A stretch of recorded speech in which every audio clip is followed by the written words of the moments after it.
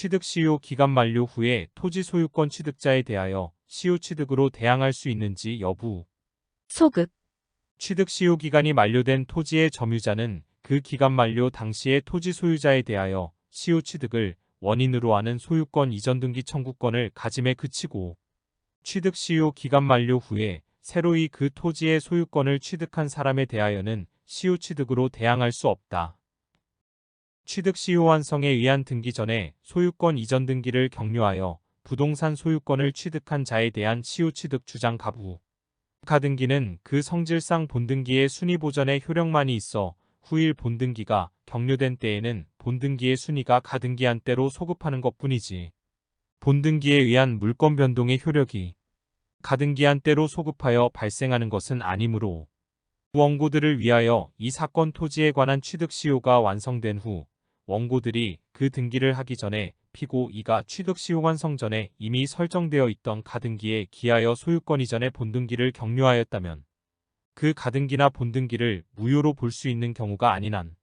원고들은 시효 완성 후 부동산 소유권을 취득한 제3자인 피고 2에 대하여 시효 취득을 주장할 수 없다 할 것이고, 따라서 결국 토지 소유자인 피고의 원고들에 대한 시효 취득을 원인으로 한 소유권 이전 등기도 특별한 사정이 없는 한 이행 불능으로 된 것으로 볼 수밖에 없는 것이다. 시효 취득자가 원소유자에 의하여 취득 시효가 완성된 토지에 설정된 근저당권의 피담보 채무를 변제한 후 변제액 상당에 대하여 원소유자에게 구상권을 행사하거나 부당이득 반환 청구권을 행사할 수 있는지 여부. 소급,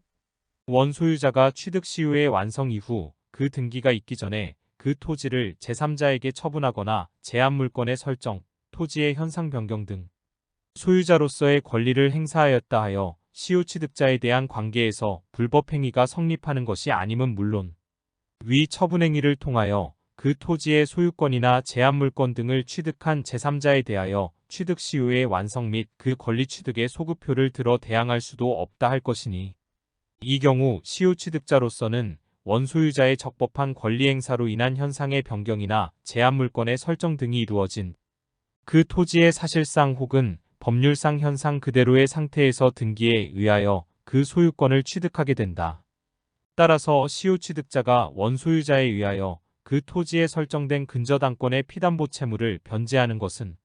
시효 취득자가 용인하여야 할 그 토지상의 부담을 제거하여 완전한 소유권을 확보하기 위한 것으로서 그 자신의 이익을 위한 행위라 할 것이니, 위 변제액 상당에 대하여 원소유자에게 대위 변제를 이유로 구상권을 행사하거나 부당이득을 이유로 그 반환 청구권을 행사할 수는 없다.